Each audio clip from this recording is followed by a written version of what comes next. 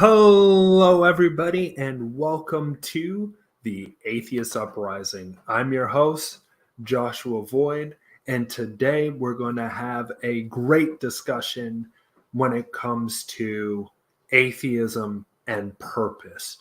If there's no cosmic purpose which is out there, does that mean that atheists in and of themselves are living meaningless and purposeless lives? Or is it the opposite way? Is it that everybody has some sort of subjective purpose which is out there, and we are the ones that create the purpose that drives us to do what we want to do, that drives us to achieve these goals and make life meaningful and purposeful?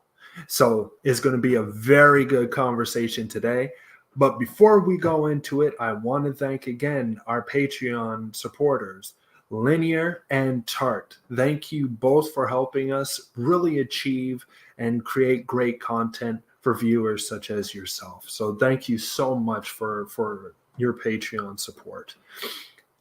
And now, without further ado, I would like to bring on to the show a really good friend of mine, Scott Williamson. Scott Williamson, welcome back to the show. I am so happy to have you back. This is a very important conversation which we're having today based on atheism and purpose. So before we delve in, what do you think when you hear when a theist states that because you're an atheist, there can't be purpose? You can't make a purposeful meaning with your life. What do you think about that statement? It's kind of self-refuting in a way, because sometimes a theist will say that atheists are only become atheists because they want to sin, they want to go sin, or they want to, be apostates and bring down the brothers, the Christian brothers and this and that. Which is kind of self-refuting, because even if that were the case, isn't that a purpose? Right. Right? Yeah. Exactly. Not that it And is my purpose, but it could be some other atheist purposes to maybe fight against religion, or fight against the idea of God, or maybe some people leave religion so that they can go explore some things they never experienced before. And this is kind of a backlash, or kind of like, how you hold down a spring for a while and you let it go and it jumps out. It's kind of like, right. if you really suppress people and they finally get out of it, then their purpose is to spring out and do whatever they want to, it was on their mind, which may be That's unhealthy, right. That's maybe right. healthy or unhealthy. So, That is true, because purpose doesn't necessarily mean something that's good. It can also have a negative connotation to it as well. What negative means, right? Like, well, hmm because we're social beings, sometimes negative could be to harm somebody who is, well, even if they're not even part of the collective group or anything like that, it is still a negative thing to go out and harm somebody for no apparent purpose or whatever the situation is. So that's where I kind of agree, is that purpose, and I think this is one thing that a lot of individuals, I think, mistake about purpose, is that I always see people, when they talk about purpose, as being a positive force in the world, in a sense. Well, my purpose is to I don't know, cure cancer, or my purpose is to, I don't know, end poverty or end world hunger. And all these things are a beautiful thing to fight against. But then again, a person's purpose can be, well, I wish that there was more suffering in the world, or I wish that I can do whatever I wish to do, even if it's to a detriment of another fellow human being. And that's where I think it's easier for us to discuss purpose when we really do have that breakdown. Whereas, like, hmm purpose can be a good thing, but at the same exact time it could be a bad thing that can drive wedges between people rather than actually creating bridges and stuff like Correct. that. So I can definitely agree with that. Even Hitler had a purpose. In a sense, you're absolutely right. Like Stalin had a purpose. Mm-hmm. Mao Zedong had a purpose. Pol Pot had a purpose. All these people had a purpose, but in order for them to get to that purpose, came monstrous actions that happened. Mm-hmm. Which in the whole idea behind that, to bring that up, is just to say, to first of all dispel the myth that you cannot have purpose unless you're a theist. So right. if you can kind of show them that, because they'll be more than happy to agree that atheists might have the purpose of sinning and doing terrible things. That's kind of a given with a lot of fundamentalist sort of thinkers, right, in religions. And so if you can kind of remind them of that remember, you believe that atheists and unbelievers want to do evil and want to sin and stuff, isn't that a purpose for them? And then they'll say, yeah, well, okay, boom, so let's get rid of that. Right.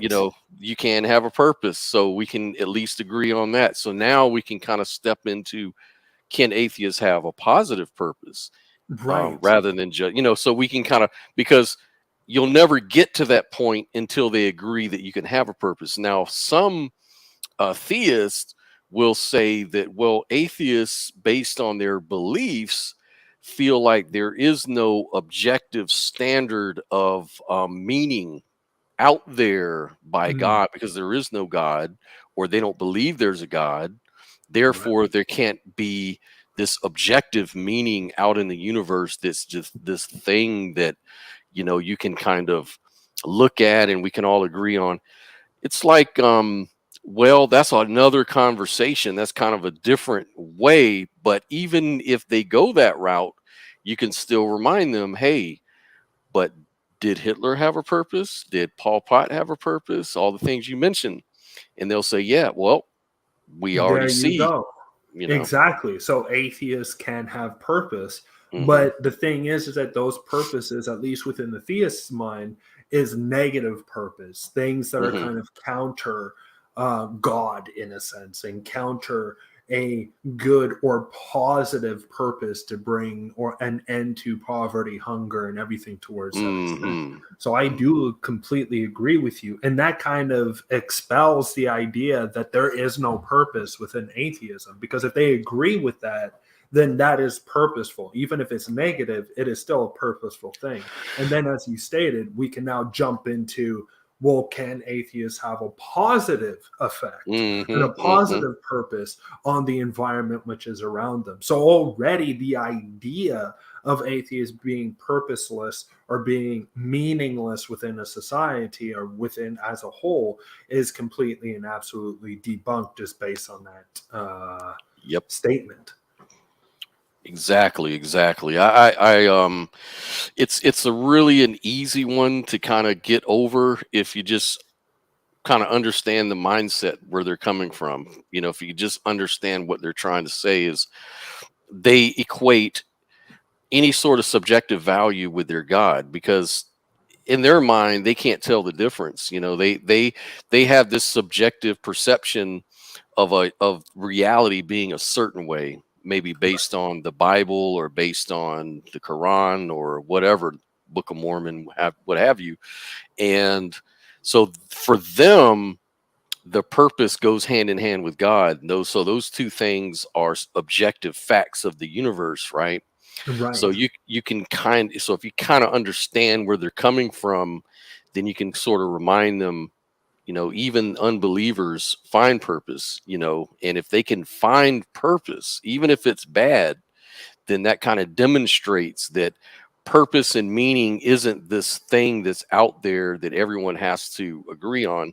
That purpose can be a subjective, or probably is a subjective sort of mental construct that we build for ourselves, Absolutely. and And I think too, the thing is when we look at the theists, right, they see that things having purpose or meaning is kind of like a descriptor in a sense. So it's kind of like a hammer when when you think of a hammer, it's meant to drive in nails and is meant to take out nails from with the back end of it, or with a seat is meant to be seated upon, is not necessarily meant to have any other purpose rather than that, at least within, I think, within the theist's mind.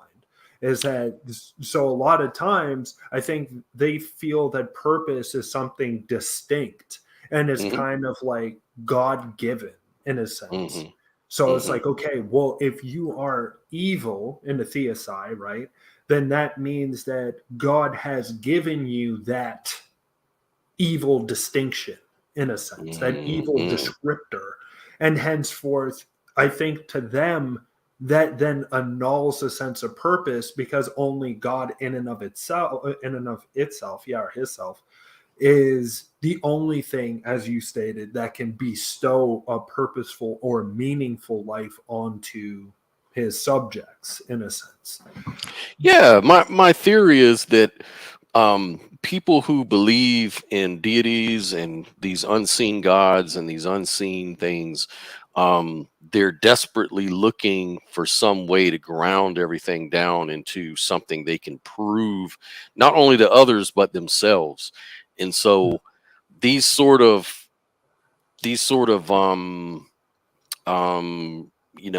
equations of meaning to God, it kind of gives them a lot of justification that they think anyone should agree with. Like, hey, if you don't have God, you don't have meaning.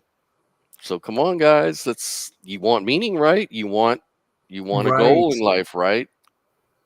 That's where you're Yeah. going to get it right here, and they don't understand that, even they'll self-refute somewhere down the line and say, oh, you're just an atheist because your meaning is just to go sin and your purpose is just to bring us down. Right. Well, you just refuted yourself. Right. But at the same time, what I find baffling though is that we also see that theists have different subjective meaning and purpose, even Yep. within their own distinctive groups. Hmm. Because if you look at an extremist, the extremist kind of has the same exact narrative as, let's just say, those who are out and about trying to preach the word to everybody. But the Hmm. problem is, right, that they look at action. So henceforth, a lot of times they will use violent means if necessary in order to promote their way of being, to Hmm. promote their purpose. And those who stand against that purpose, well, now we're going to try to stamp you down as well. And that's another thing. If a purpose is violent, or if a purpose needs to be obtained with violence, but yet I don't see the theists standing up against violent theists, then the Hmm. question is, aren't those violent theists and the atheists, or the non-believer, let's just say, and add a larger group, Hmm. literally doing the same exact thing, utilizing their own subjective means of purpose in order to get to a particular spot where they want to be? Right, right. And along with that, I sort of there's so many ways you can get them to kind of understand the problem with that whole line of thinking. Is in a conversation you can just ask key questions, and when it comes to like purpose and meaning, things like that, you can even just kind of like grant for the sake of argument, okay, I don't have a purpose. Okay, let me just grant, just tell them up front, not that I agree with you in real life, but maybe just for the sake of conversation, I don't Okay. have a purpose now because I don't have this belief. Okay, now what? Why should I have a purpose? Why should I have meaning? And this, what you're doing in this case, they don't know it, and it's even hard to kind of decipher what I'm doing. Mhm.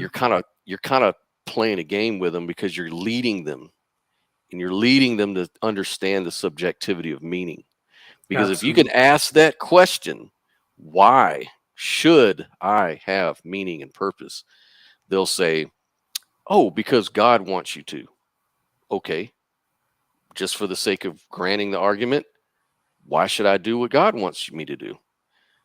Well, because you won't, you won't make God sad or whatever. Why should I want to do that? And you just keep going down the line. Well, you don't want to go to hell, or you don't want to suffer, the consequences. Why do I want to do that? It keeps bringing back the point that there's a personal reason for everything, like that's Absolutely. not shared with everybody else, even as ridiculous as you may think it. Like, they just take for granted everyone wants to go to heaven. Absolutely. And I Maybe. remember a good friend of mine, Mike Carey, even stated, he's like, the question is, if I wish to opt out, like, let's just say I'm on the bus heading to heaven, let's just say, he's like, do I have from my own volition to opt out at any point and say, I don't want to go to heaven? Or am I forced to go to heaven against my own free will or against my own autonomy, in a sense? And that's a very good question that Mike Carey asked, because it's true. It's like, well, if God does allow the individual to decide and to choose between sinning and non-sinning, then if you are heading towards heaven, he should also grant you that if you don't want to continue the trip to heaven and stuff like that, then what should be granted is that God should say, okay, well, if you don't want to, then that's perfectly fine. But if you are now forced to go into heaven against your own volition, now that kind of shows the distinction that, okay, it's not based on choice anymore. You are now forced, and it's forced upon you to do something. And then again, if that is the case, then does the believer even, or because obviously the believer does have that distinction to say, well, okay, this doesn't make any sense, I'm opting out based on the belief system.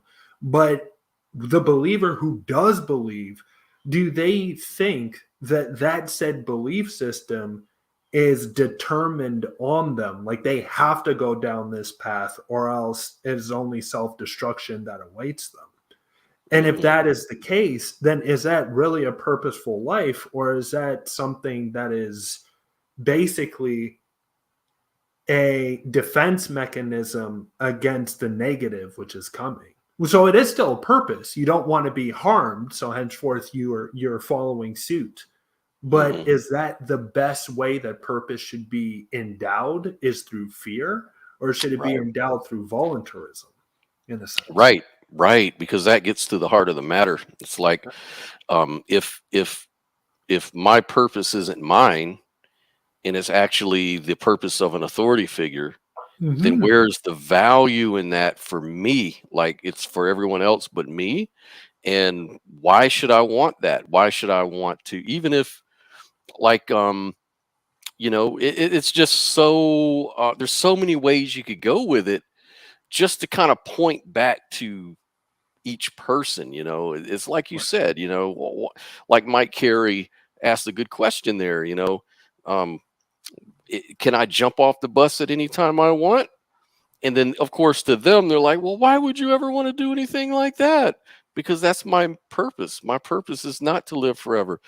You could ask another question that I thought was really good, is, suppose you get to heaven, and let's say me and you die in a car accident. You're talking to your theist friend. I'm an atheist, he's not. And we die in a car accident together, and we both go to heaven.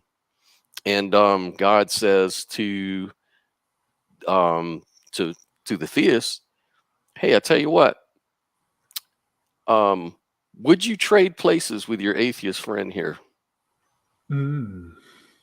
Would you, would you, like, this is what we can do. I can poof you out of existence, so there's no suffering, but he gets to take your place and go to heaven for you. Would you want to do that? And of course, if he says, no, I wouldn't want to do that, then that kind of contradicts the whole Christian virtue of, self-sacrifice and all of that. And then also, if you say, sure, I would like to do that, then you're just kind of proving you have your own purpose, your own meaning. You're kind of developing your own kind of ideal there. Unless Right. they do it, unless they do it out of fear, like, oh God, do I have to? Are you no. In this thought experiment, God is saying it's totally up to you. Right. And this brings again back to you again. It keeps coming back to your see, my whole thing is that the real value of morals, ethics, meaning, purpose, all these things are connected, of course. But the real root of all of that is subjectivity. Oh, And absolutely. in this Western culture, we've sort of stuffed down subjectivity to be meaningless and useless, and it's all about objective facts, and it's all about the only way we're going to get truth is to find the object. That object is the truth. Like, not in every category. That Like, is true. in the category of morals and in the category of meaning and purpose, that stuff is subjective. And Oh, those are big. the real, yeah, and those are the real drivers of life, aren't they? It's like, if you have to just go by what the object tells you, that's just Well, meaningless. exactly. In a sense, if your purpose is driven by something else bestowing purpose upon you, then in a sense, that's not your purpose anymore. In a sense, Yeah, that's its purpose for you.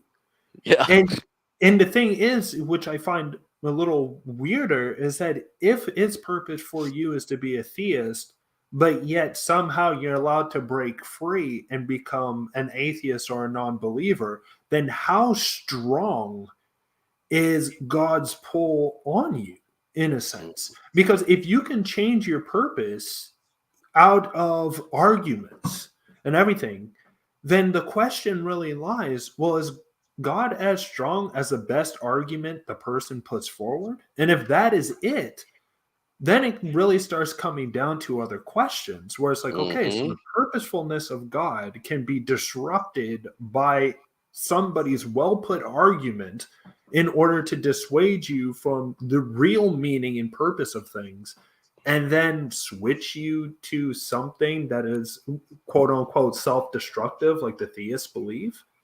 right. I, See, and what you're saying now, what you're doing now is you're kind of giving now you're kind of getting to the root of the fear of it all, because see, the thing about it is, if you're going to say that, then you're kind of saying that God is equal to just nature, to just yeah, whatever is natural, the nature of reality, whatever that is. Like, that's all it is. It's still up to you. You're part of nature, you're part of reality, you make your own meaning, you make your own, and you're yeah. kind of giving God this sort of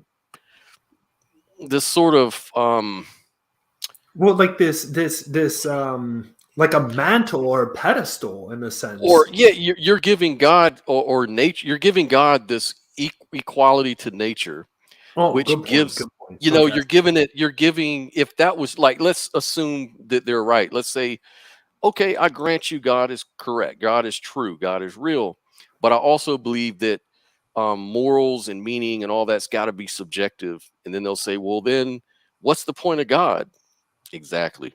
It's like, you know, well, you might as well be a naturalist. Exactly.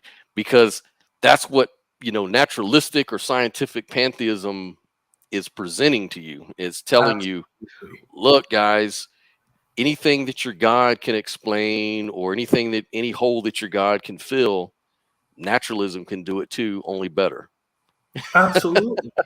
And I think that is because I think what is better at as well is that if there is a sense of purpose and the person is able to construe or construct their purpose in a way, and is not based out of fear of some sort of ramification happening, but is actually based on their own definition and their own distinction between right and wrong, I think that outweighs any type of grand objective purpose that can be bestowed upon by a deity onto a person. Because Mhm. if that is the case and the deity is is dictating to you what your purpose is, then all you are, just like how individuals I hear constantly certain individuals who are completely against determinism. Oh, I can't. It's like I'm a meat robot and stuff like that. I can't. There's no Mm. way. But right there, you're kind of giving that distinction to yourself. Yes, With the exactly. deity which is there, you are becoming the very thing that you don't want to be in the first place. Exactly. See, it's self-refuting. That's what I was talking about. It's like, Yes. it's like, yeah, well, if you don't have God, you don't have morals, purpose, and meaning, or ethics or any of that stuff. That stuff kind of goes out the window. Then you can just have your own meaning, which could be doing whatever you want to do, which could be immoral, which could be just like now. Exactly. Like I've seen theists that are amazing individuals, and I've seen theists that are absolutely horrible. I've seen Yes. theists that will really, even if you're an atheist, they will stand up for you no matter what. And I've seen not atheists, sorry, theists that would turn around and literally give you up to people in order for them to harm you and Hmm. everything like that. And I mean, if you're seeing that within the theistic population of individuals, and yet you're stating that, well, the way that they're construing their purpose is much better than the way that you are because you're just an atheist, and henceforth there's no objective, as you stated beforehand, no objective meaning to whatever you do. Henceforth, it's nihilism. Like a lot of Hmm. individuals like to throw out that nihilism aspect at people in order for people to be like, "Oh my God, how could you call me a nihilist or whatever?" To Mm. me, I actually look at it in a positive way because there's different Hmm. types of nihilism. There's not uh, you can have positive nihilism, for instance. Hmm. And for Hmm. positive nihilism, it's like, yeah, okay, maybe what I'm doing when I'm dead will mean nothing or Hmm. whatever. But at least while I'm alive, I can feel good doing good things for people. Yeah. I can go and help people combat cancer if I so well choose. And that can be a huge breakthrough. And then from there, what I end up doing is a benefit for humanity. So even though I'm dead, the legacy of the stuff that I have done can live on prior to me. If that is my meaning and if that is my purpose, if I want to do something of such significance that I am remembered after I am dead rather than just from immediate family or whatever the situation is to more people, then that is something that would be my purpose, right? Yeah. Yeah. But in the end, I find that when the theist says something like that and says, well, the things that you're doing will mean nothing, it's like it doesn't mean nothing in the here and now. And it won't mean nothing until the very air leaves or the last bit of air leaves my lungs. It'll still mean something to me. To you, it might mean nothing because you need heaven in order to feel secure or safe, or you need eternal life in order for you to feel secure and safe. For me, I don't need that. The only thing that I need and that I want to see is that there's benefits that I'm putting out there for people in order for them to be like, you know what? Because that he lived, there is much more that is out there that is at the benefit of not me, but Right. the rest of people, right? Yeah, because they forget that even in your own personal situation, it's the here and now that matters. And this is what they kind of deny, but then they don't deny it if pressed on it. Because I saw a little debate between, I think it was Sam Harris and William Lane Craig, or a conversation. I don't know if it was a debate, but it was like a conversation. And then William Lane Craig got up on the stage. It was his turn to talk, and he went on and on about, the problem with atheism is they have no intrinsic meaning, purpose, or morality. And he says the problem with that is that, see, that in on atheism, the only thing that's going to happen is that you're going to live, you're going to die, and the universe is going to go into a heat death, and then it was all for nothing. And then where's the meaning and purpose in that? What a depressing life, what a depressing outlook. There's no joy in that. There's no happiness. But we Christians have God, so we have purpose, we have meaning, we have a future. We don't die. The universe doesn't die in a heat death. We go to heaven and we live forever and ever and eternally. So how can atheism compete with that? And I rest my case. And he went and sat down, and Sam Harris just killed him with like 2 questions or one statement and a question. His question was, well, why go to a symphony? Why go to a rock concert? It's going to end anyways. Right. Why go to it? And if it's going to go, why even go to work? Why go to work and have a job? You're just going to retire anyways. Why go to? It's like he said, and then William Lane Craig was like, and everybody got up and applauded because it was like so obvious, And this is the problem, it's like they don't understand that in the here and now, this is what's in front of you is your purpose. Whatever situation you happen to be in, you might be in a situation right now where you have kids that need you, a wife that needs you, husband that needs you, whatever the case is. That right there is your purpose. Absolutely. Right there. Stop looking in the future. Stop looking at 1 billion years from now or at your death. What are you doing now for your kids and your family and the things that matter the most? That's your purpose right there in front of you. And you can't see it. You can't see it because you got your Christian goggles on and your God glasses on. You have to deal with the here and now. Absolutely. And I think that's also sometimes certain problem with, because that's the thing, the whole entire reason why we're having this show is because I constantly hear, even sometimes from atheists, well, we're space dust, so why should anything matter? And it's like, but the thing is that is because the way that the space dust amalgamated, and after billions of years of evolution, we have come to this place, this point in time, right? And this point of time has allowed us to be living biological beings that are social constructs to our environment. The only thing, all things, and even just to begin with, just the epitome of survival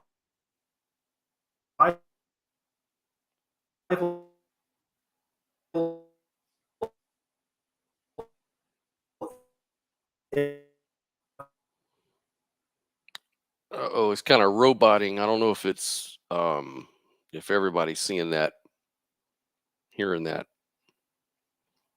You're cutting in and out. Technical difficulties. Okay, there we go. We're back on. There we go. Got it. Okay. Whew. You got me a little nervous there. All right. God has stricken.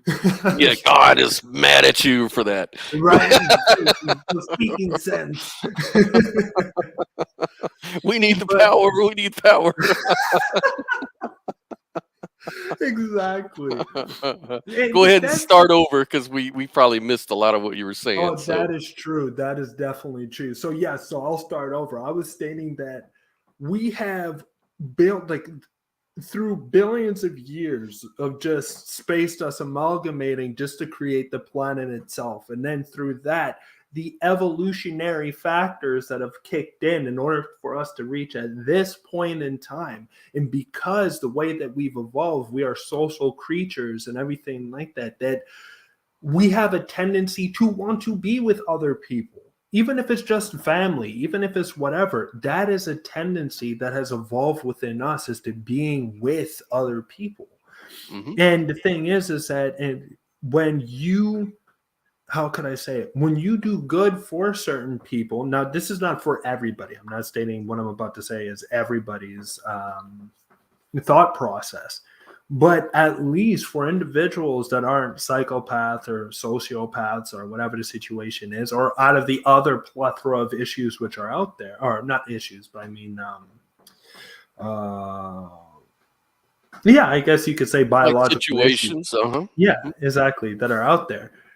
Most people, when they do good for other people, they feel a sense of happiness. They feel a sense that they have achieved something. They have made somebody's life happier for that just particular amount of time, or for that particular instance or whatever, you have been a light to that person, and likewise their happiness transfers onto you, so you're even more happy because you're like, okay, well, not only is it because I made this person happy, but now their whole demeanor has changed, and Yeah. now we're having fun, where beforehand it was just like, oh, okay, it was like a down type feeling at that very moment, but now you were able to help that person.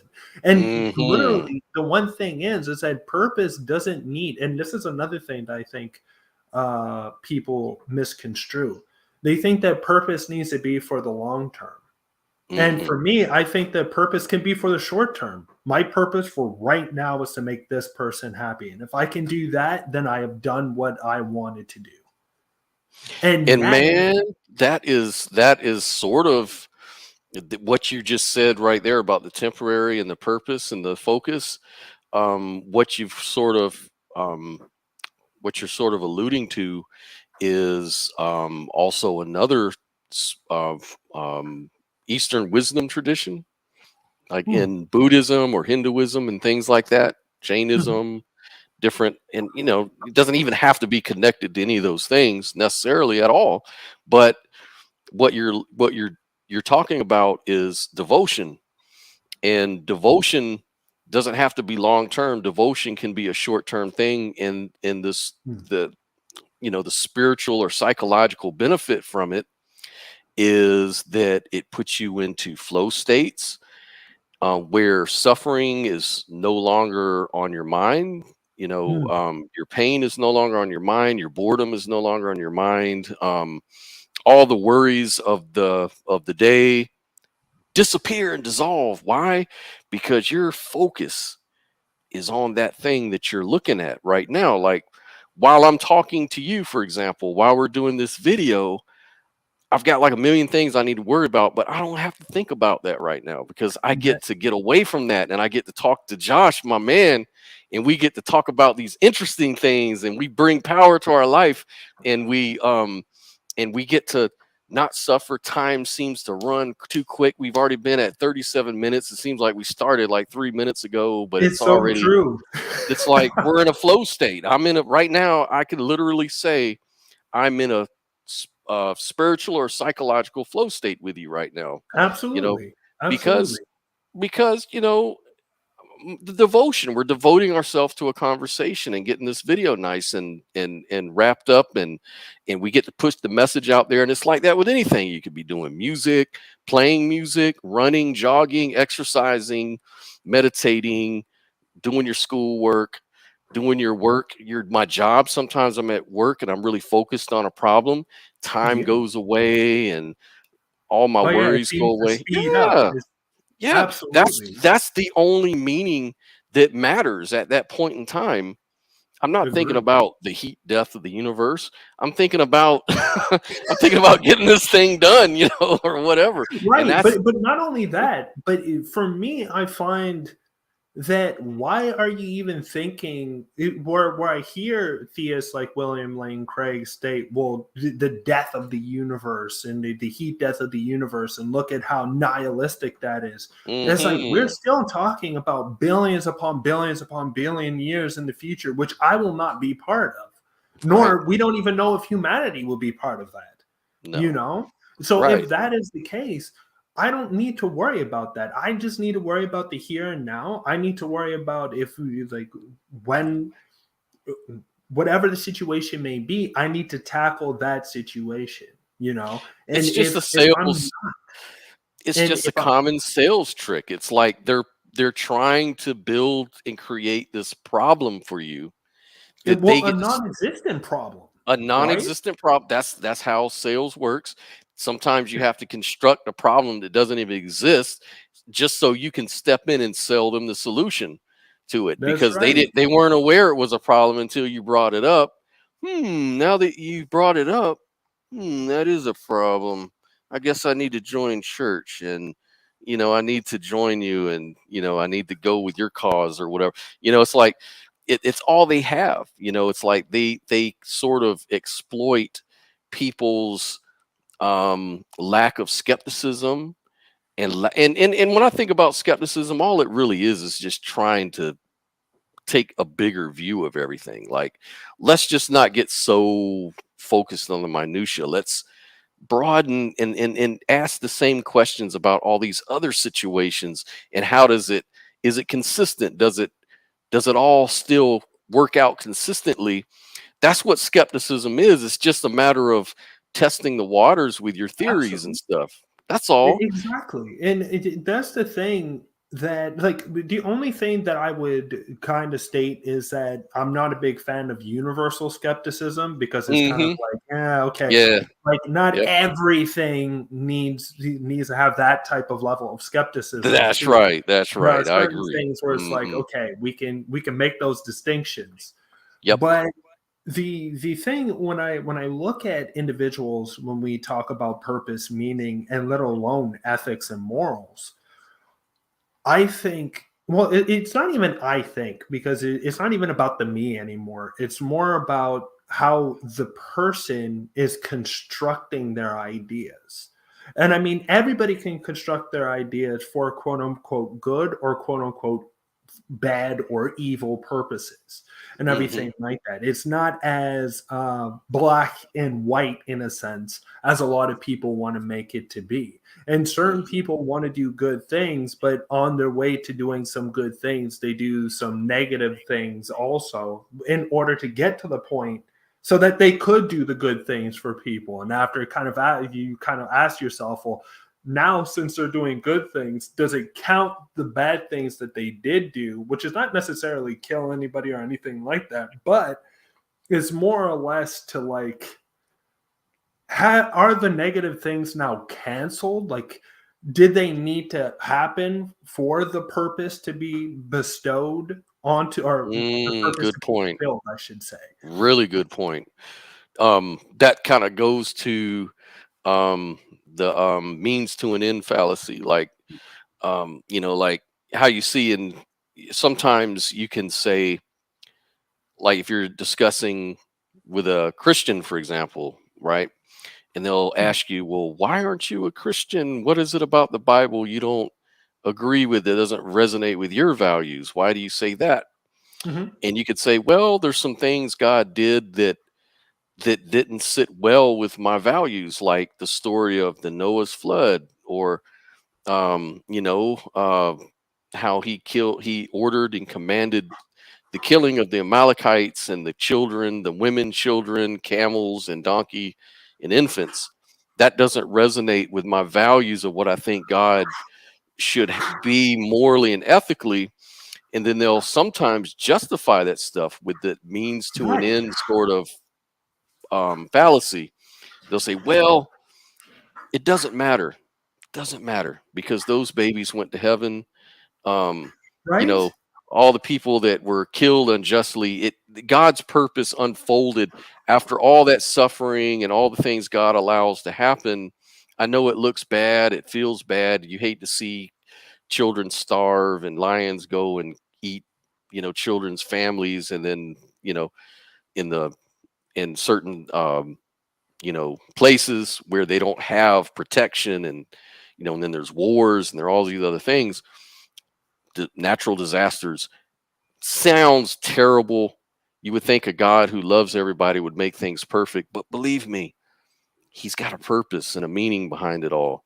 It's all because that was necessary to get to his purpose.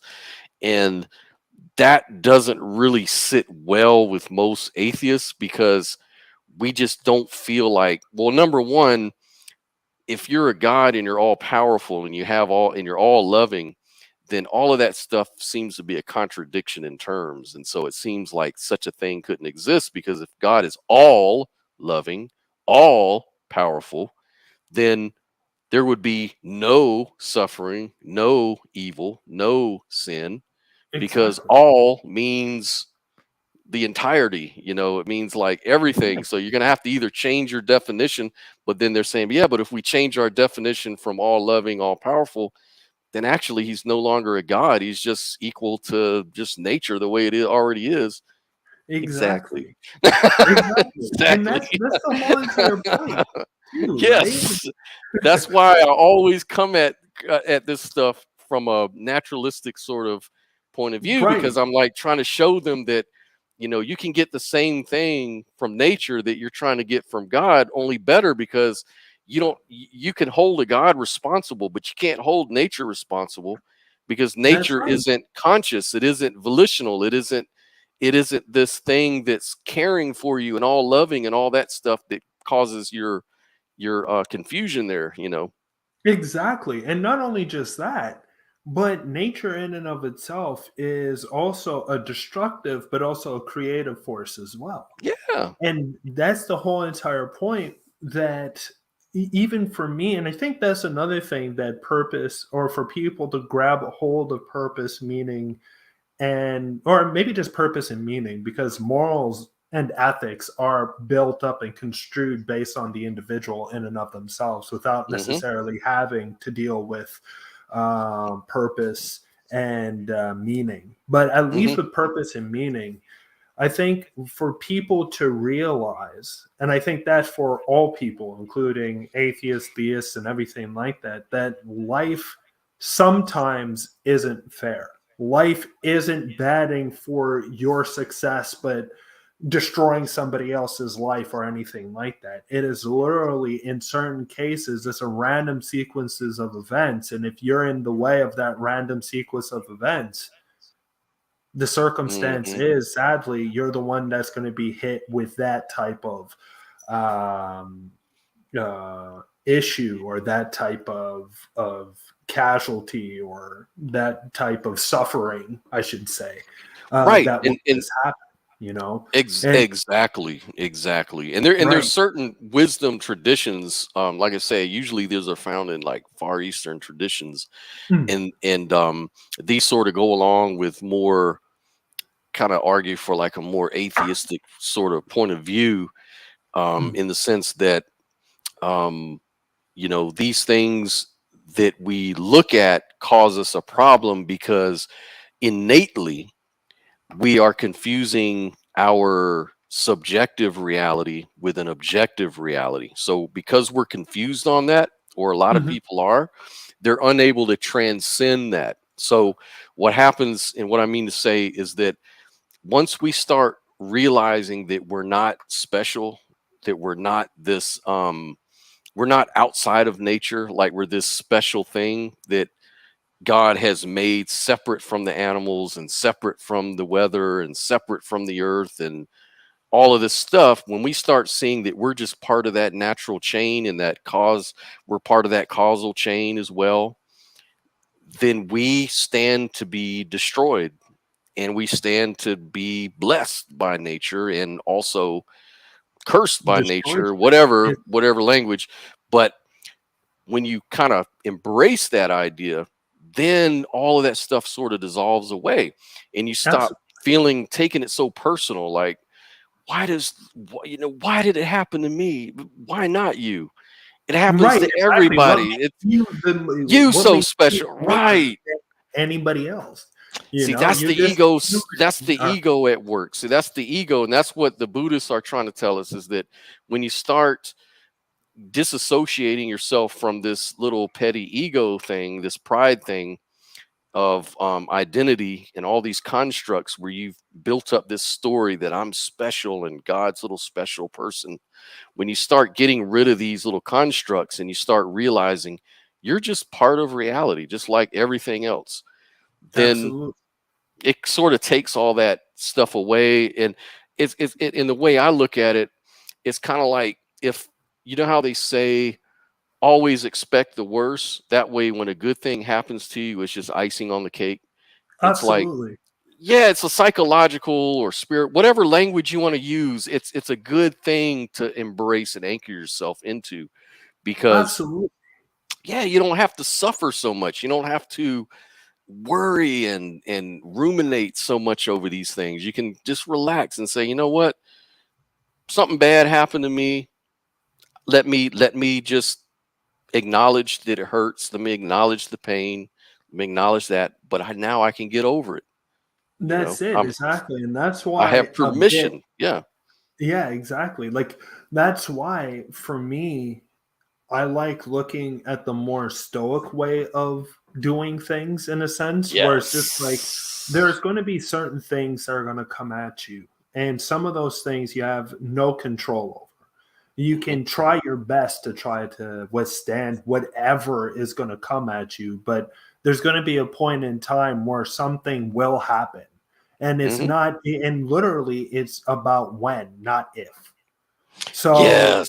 if you already have that inside your head, you can have more or less of an opportunity to look at your surroundings and look at what is happening and be like, okay, this is something that has happened, but does that mean that I myself now need to stop everything in order to wonder why me and stuff like that, or be like, just like how you stated, why not me? Sometimes it's hard. I'm not saying it's easy, but Mhm. sometimes you pick yourself back up from the ground after getting hit and you're like, okay, I got to continue doing what I'm doing. And if I There have you my go. help, then it could have been worse, in a sense. Yes. So I go into it's kind of like you go into it knowing there's risk involved and that things are gonna doesn't mean that when it happens you're gonna be okay with it. You're gonna be it's gonna be terrible. It could be very traumatic, but at least because you've set yourself up with this, you didn't set yourself up with a false expectation. You've set yourself. It's not that much of a shock. It can kind of like buffer you from the reality. You can kind of like say, well, I kind of knew this could have happened. Now it did. It's not that big of a surprise. I'll just have to get over it and then keep on moving. Once I get on Exactly. my feet, dust myself off, keep going, and expect it could happen again. Maybe get more prepared next time. That's Maybe it. you start. I don't have to pray and ask for magic to protect me. I can actually take certain precautions to keep me from Exactly. having, you know what I mean? It's like if you can just expect that the world just doesn't care about you. Right? It's indifferent. It doesn't care, you know. And if you can just understand that, then you can sort of become a little stronger and a little more resilient. And Absolutely. I know no one likes, especially in today's age, no one likes to be told, "Oh, just get stronger." You know, there's a certain feeling that people have these days, it seems like to me, in conversating with a lot of people, Mhm. that they just feel very entitled. Like they feel like the world and society and other people should feel sorry for them. They shouldn't do this and that. My thought is, I think it's great that people want to not create as much suffering as possible. Let's mitigate Absolutely. that. That's awesome. Let's do that.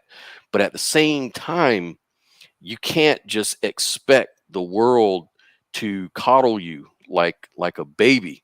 You have to have Exactly. some resilient part. That's just reality. That's just part of reality. Unfortunately, there's a lot of bad people in the world, and there's a Yeah. lot of Mm. and people have different goals that might rub against yours. I've experienced that. You can experience that on a job or things Oh, like that. absolutely.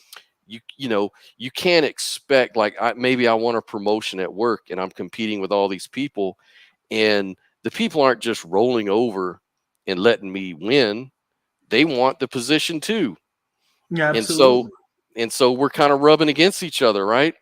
But Oh, then yeah.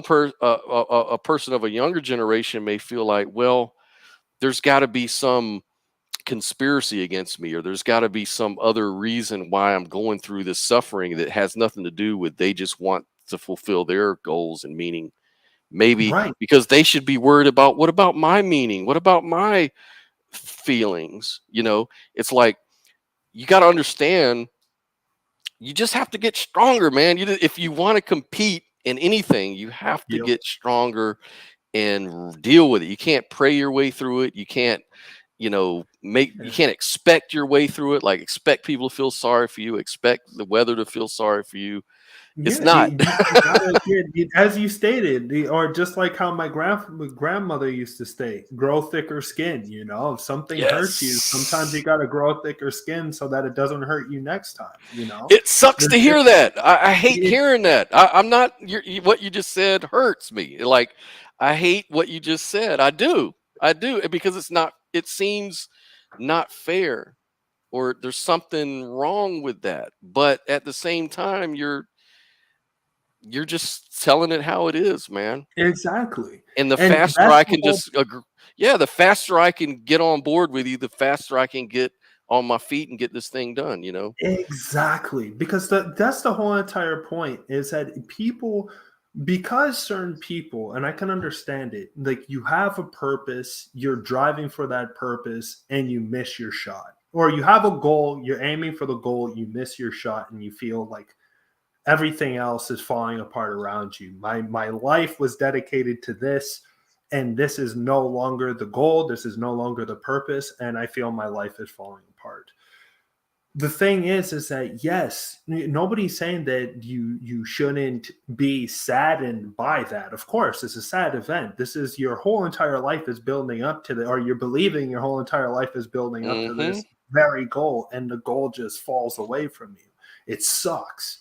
But the reality is that instead of, where I find that certain people say woe is me and then kind of just give up, the thing is that either continue on with the goal, because that doesn't mean if you weren't able to get it the first time, don't mean you can't get it the second time, doesn't mean you can't get it the third time. You can, all you need to do is try a different way. Mhm. And sometimes trying that different way can actually get you more success from the original way that you tried it. Yeah. So don't be the woe is me type person. Be the, okay, I messed up, what did I do to mess up, so next time when I want to achieve this goal or this purpose, be I atheist or not, Mhm. this is how I do it, this That's is right. what I need to do. Yeah. And that's the way how I grew up. That's the way how I grew up. I've always grown up with, definitely with my father and my mother, with like, don't mope, don't whine, don't cry about things, don't Mhm. that won't help you. That's actually going to slow you down.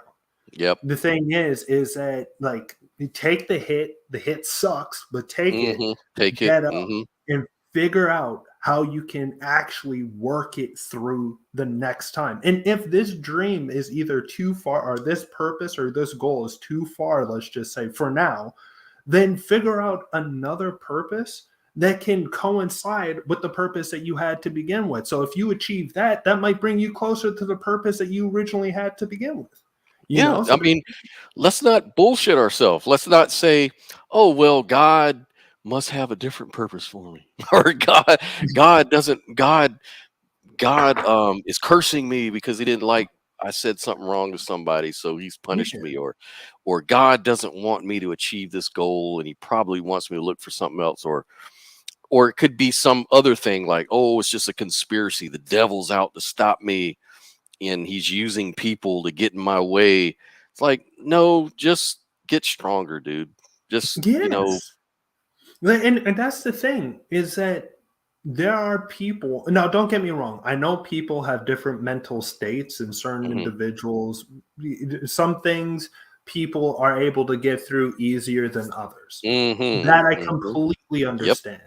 True. However, the thing is that no matter what your threshold is, there should one should not just roll over, at least in my opinion, one should not just roll over and just be like, okay, then what's my life's meaning, what's my life's purpose, because I wasn't able to achieve this just means turn your ignition and go a different way. If it's a different That's road right. that'll help you, go that way. If it's still trying to achieve that, try to find another way to achieve that same goal.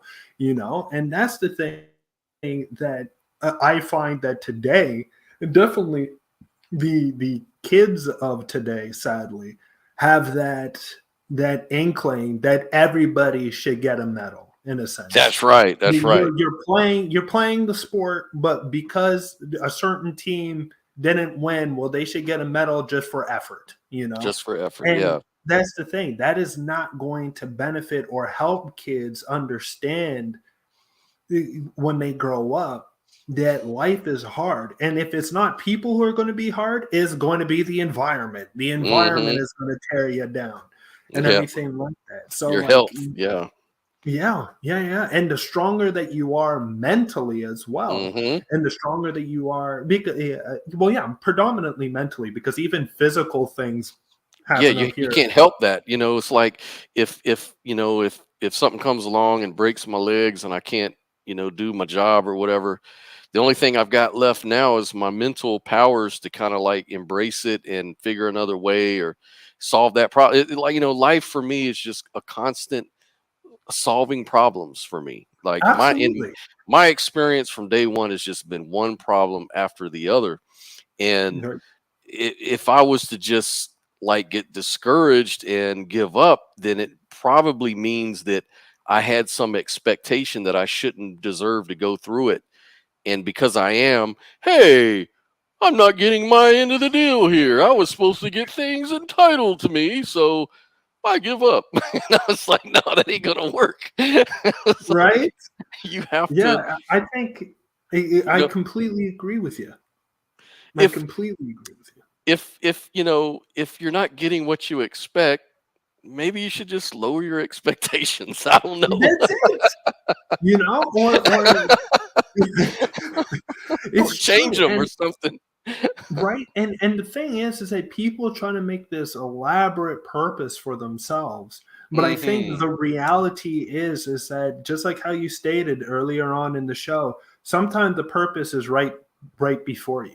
It The always purpose is. is right before you. It's either your wife, your kids, your family, whatever the situation is. Car What do problem, your they need? job. Yeah. What do they Absolutely. need? What does the job need in order to be more efficient?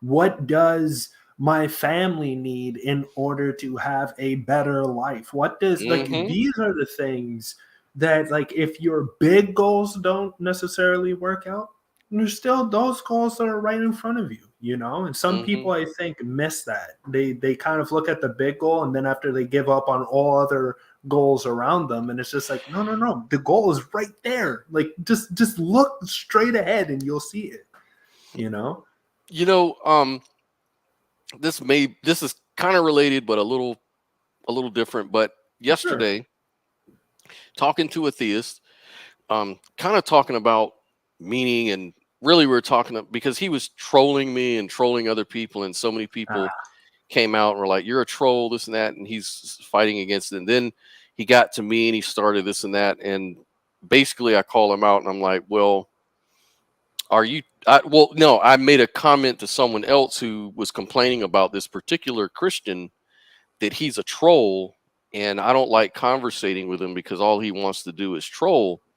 And I was like, well, I don't know if he's a troll. I try not to think of him as a troll. I try to take him at his word, but I understand what you mean, because and maybe for some Christians in their belief system that they're trolling for Jesus, and that's okay. So then the guy saw my comment to this guy, and so he jumped all on me and was like, I'm not trolling. You're not supposed to troll for Jesus. You're not supposed to troll, blah, blah, blah. We're not supposed to.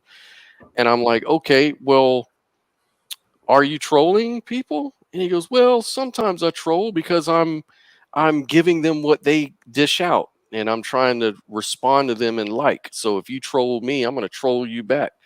And I'm like, okay. And he goes, because the reason why my main goal is to be zealous for Jesus and zealous for God and do his commands. And that's all I care about. And if it takes trolling to do it, then I'm going to do it.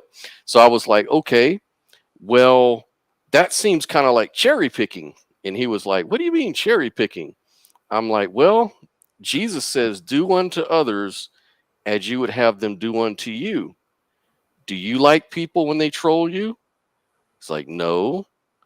Well, you're zealous for Jesus to get this message out, but you're not zealous to do this part of doing unto others. So it seems yep. like you're picking and choosing what you're zealous about. Like, you know, what's more important? This theology, this apologetic thing that you're trying to push, or just treating people nice? You know, Right. what's more important right now? And he Right. kind of like stopped talking to me after that, because it kind of like showed him that, you know, what's important is the here and now. You know, even if you're a Christian, you know, you're kind of contradicting yourself. And anyways, it's kind of related to what I was saying, but I Oh just wanted no, to bring that up because a lot of times Christians and religious people, not just Christians, but religious people and political people and everything like that, you know, they put these big, super big things as their meaning, and they neglect the very meaningful things in life, which is just to treat each other with kindness, and be patient with each other and be kind to each other. And you know what I mean? It's like, for me, I just feel like as an atheist, you kind of get that. I think you get that message a lot easier, because now you take the God glasses off, and you don't have to worry about these big, you know, heat death of the universe type stuff. You can now right. focus on doing unto others, being generous to others, doing nice, you know, giving to the poor, doing other things that would be really good. Those can be your purpose, that are in line with your religion. But you won't ever see that if you have these apologetic God glasses on. You know, you That don't is very focus, true.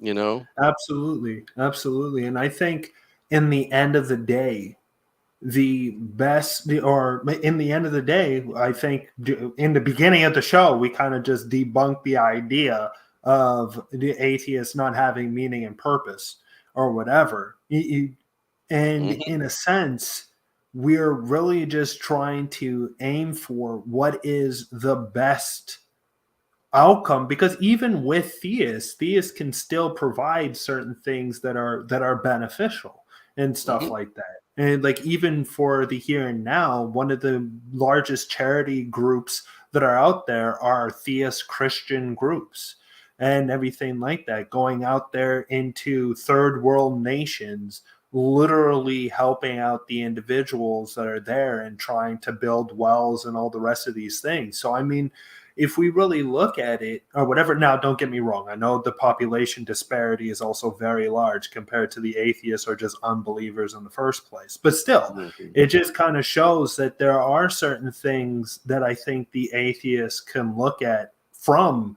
the theistic groups and be like, you know what, this is actually a pretty good thing that we should transmit onto Yes, ourselves in order to benefit.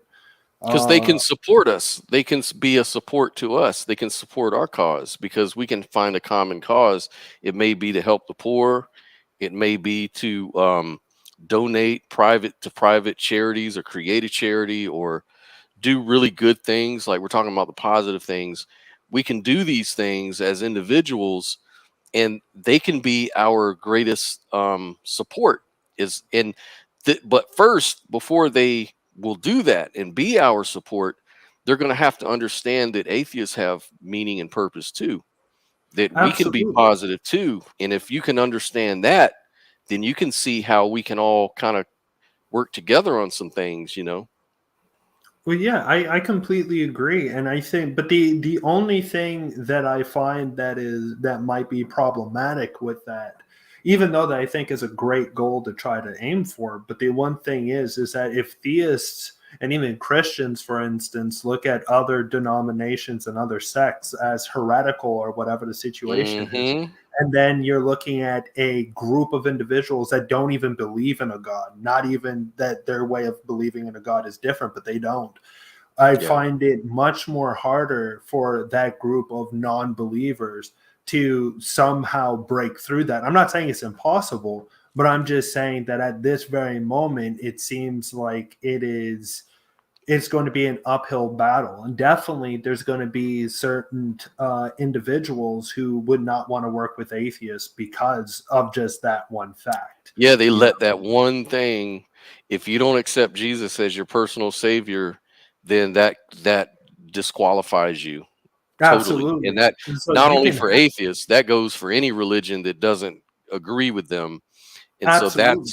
that's where the religion kind of limits itself, and just built in within its own mechanism, it has this limiting mechanism Potential. at work. Yeah, it doesn't allow for more potential in. It only allows for limitation of, oh, it's only this. It's like we're not going to help these poor people unless they come to our facility and listen to a sermon first. Then we'll give you some food, but you have to stay for the Absolutely. sermon.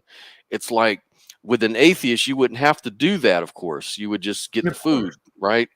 But then the theist wouldn't support that because it's like, well, the more important thing is that they get the message of Jesus and salvation and get baptized, and that's more important. Absolutely.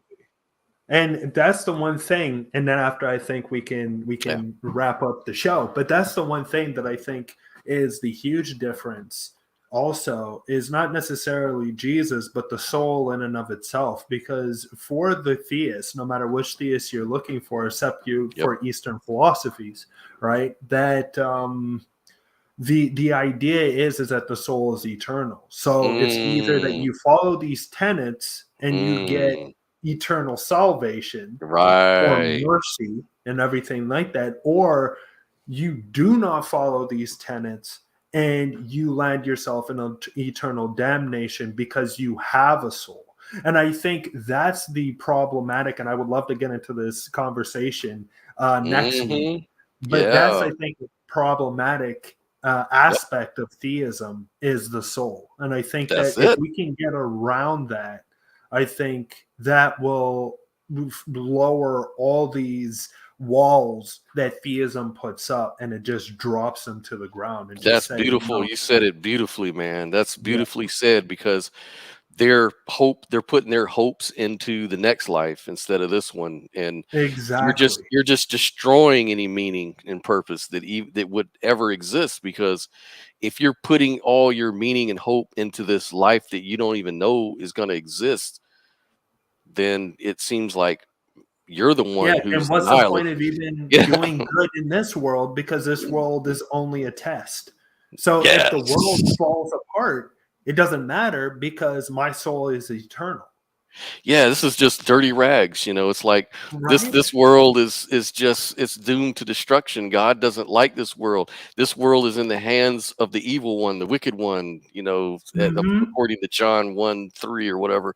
So Yeah, man, it's like they've totally self-refuted the idea of meaning and purpose, right? They just dispelled it. But then they absolutely. accuse you of not having it, which is really ironic. I just don't know how to deal with that sometimes. It's just really Right? hard to I can't I don't know. It's weird. Yeah. So I would love to delve into this conversation next week. If you want to join me next week, because I Oh find that yeah, I we are love it. really good. Heck Yeah? yeah, I love this stuff, man. And Fucking I even amazing. wish we had theists we could all talk to, but they never want to show up anyways. I Because would when it love comes, to have it. yeah, I I love would it, love man. to have, because that's the thing. My number one thing is never to have an echo chamber. I want Yep. people to come on in and argue against me. Argue Yes. against me. And Don't let the just let audience me decide. speak. Yeah, let the audience figure it out. Let them. That's the whole Exactly. purpose. Exactly. So Be that's the edifying. Yeah. exactly. So hopefully we can get a theist for next. Oh, that's true. It's Xmas Christmas. next week. So Yeah. okay, the week after next. We'll do it. Let's do it, man. I'll try to Sounds get like people a on board. plan. All right. Exactly. Everybody, thank you so, and Scott, thank you so much for coming on. It's always a pleasure having you on. I find that these conversations amplify 20 times more when I have somebody such as yourself, and definitely Oh, having thank you, you man. on. It's just, it Thank you, seems brother. amazing. So again, thank you so much for coming on. Everybody else who's on here, thank you. Comment section, Linear, thank you. And anybody else who's on the comment section, thank you for watching this. I hope that you got out a lot within this conversation, and that it kind of helped with certain things when it comes to atheism and purpose. And Hmm. then next week, so in 2 weeks from now, we're going to delve into the soul. And that's going to be a very interesting conversation indeed. So again, thank you, everybody. Another thing is, I want to thank our Patreon supporters, Linear and TART, for helping us do what we do. And that is, oh my God, Wes is there too. My apologies, my friend. What's going Hey, on? Wes.